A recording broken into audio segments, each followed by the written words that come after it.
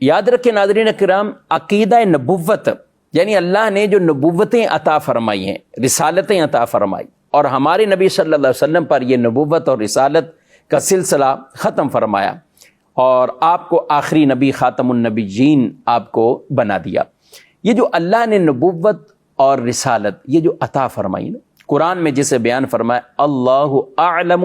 حیث یجعل رسالتہ، اللہ زیادہ جانتا ہے، بہتر جانتا ہے کہ اسے یہ رسالت کسے عطا فرمانی ہے، یہ اللہ بہتر جانتا ہے۔ تو نبوت سے متعلق بھی کئی طرح کے عقائد، ایک ہے کہ نبوت یہ کسبی نہیں ہے، یہ کسبی نہیں ہے کہ آدمی کہے کہ میں نیک اعمال کر کے یا یہ عمل کر کے اس مقام پہ پہنچ جاؤں گا کہ نبوت مل جائے گی۔ اللہ نے جنہیں بھی نبوت عطا فرمائی تو بطور کسب نہیں، یعنی انہوں نے کوئی ایسا کسب یا اعمال ایسے کیے نہیں، بلکہ یہ اللہ کی عطا ہے۔ اللہ نے جہاں چاہ، جس کو لیے چاہ، اللہ نے انہیں نبی بنایا۔ اللہ نے جنہیں نبوت دی خاص اپنا فضل عطا فرمایا، اور فضل سے ہی انہیں نبوت عطا فرمائی، یعنی ان کو نبوت ملنے سے بھی پہلے اللہ نے ہر مذموم فعل سے، ہر برے اخلاق یا مذموم اخلاق یا برے کسی معاملات میں اللہ نے اپنے نبیوں کو ان سے محفوظ رکھا، یعنی نبوت عطا فرمانے سے پہلے بھی انہیں محفوظ رکھا، اور انہیں اللہ پاک نے بھی نسب، جسم، قول، فعل اور ہر طرح کے ایسا معاملہ کہ جو لوگوں کے لیے باعث نفرت ہو، اللہ نے اس سے ان کو پاک رکھا۔ سبحان اللہ، یہ ہے اللہ کے پیارے نبیوں کی شان۔ اور اس نبی کو اللہ نے کامل عقل عطا فرمائی، یعنی کوئی بڑا سا بڑا کوئی فلسفی کیوں نہ ہو، کوئی حکیم کیوں نہ ہو، اور آج کے دور کے کوئی بڑے سے بڑے پروفیسر، انجینئر کیوں نہ ہو، اللہ نے ایک نبی کو جو عقل عطا فرمائی ہے اور ایسی کامل عقل عطا فرمائی ہے،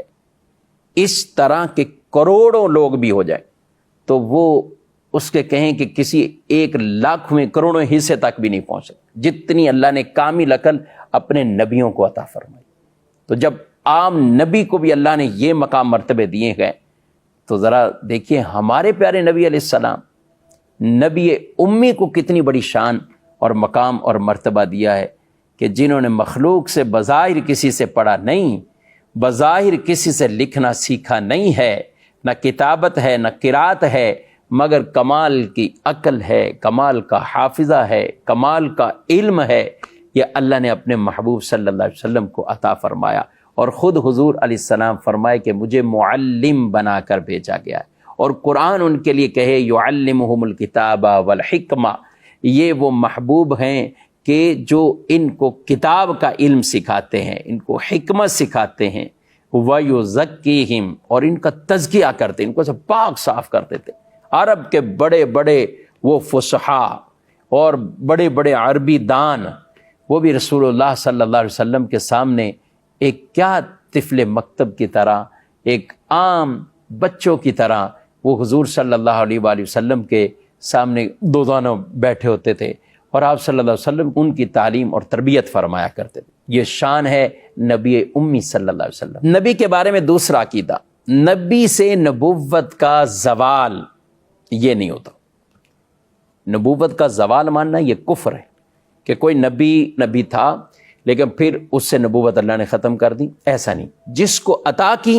وہ نبی ہے، وہ نبی سے نبوت کا زوال ماننا یہ کفر ہے۔ تیسرا عقیدہ، نبی کا معصوم ہونا یہ ضروری، یعنی نبی کا معصوم ہونا، اللہ نے انہیں گناہوں سے پاک رکھا ہے، اور یہ عقیدہ معصوم کا ہمارا انبیاء کرام علیہ السلام اور فرشتوں کے حوالے تھے، اس کے علاوہ کوئی معصوم نہیں۔ ہاں، اللہ اپنی رحمت سے اپنے نیک بندوں کو، حضرات اولیاء کرام، حضرات صحابہ، حضرات اہل بیت اطہار رضی اللہ تعالی عنہم اجمعین، اپنی رحمت سے انہیں محفوظ فرماتا، مگر معصوم کا عقیدہ کسی اور کے لیے نہیں ہے۔ معصوم انبیاء ہیں اور معصوم فرشتے ہیں، ان کے علاوہ معصوم کوئی نہیں۔ تو یہ خاصہ ہے نبیوں کا اور یہ فرشتوں کا، اور اللہ پاک نے اپنے نبیوں کو شرک سے، کفر سے اور دیگر گناہوں سے اور ہر ایسے کام سے جو قابل نفرت سمجھے جاتے، اللہ نے ان سے اپنے نبیوں کو پاک صاف رکھا ہے۔ یعنی نبوت سے پہلے بھی ان کی جو زندگیاں ہیں وہ ایسی گزری ہیں، نبوت سے پہلے بھی اللہ نے انہیں ان سے وہ پاک صاف رکھا ہے۔ تو ناظرین کرام، نبوت کے بھی چند عقائد ہیں، جیسے یہ چند چیزیں میں نے بیان کی، تو یہ نبیوں کے بارے میں، یہ سارے نبیوں کے بارے میں یہ عقائد ہیں، اور ہمارے پیارے نبی صلی اللہ علیہ وسلم جن کی شان سب سے افضل ہے، سب سے اعلیٰ ہے، تو اللہ نے جب نبیوں کو اتنے کمالات عطا فرمائے تو امام الانبیاء کو کتنے کمالات عطا فرمائے، ان کو کیسی عقل مبارک عطا فرمائی، ان کو کیسی فہم اور فراست عطا فرمائی، ان کو کیسا علم غیب عطا فرمایا۔ تو اس لیے وہ معلم کائنات ہیں، وہ دنیا میں معلم بن کر، سکھانے والے بن کر آئے ہیں۔ ان کو کہاں سے علم ملا؟ انہوں نے کسی سے کوئی نہیں سیکھا، انہوں نے کسی سے کوئی نہیں پڑھا، ان کو ان کے رب نے یہ علم عطا فرمایا ہے۔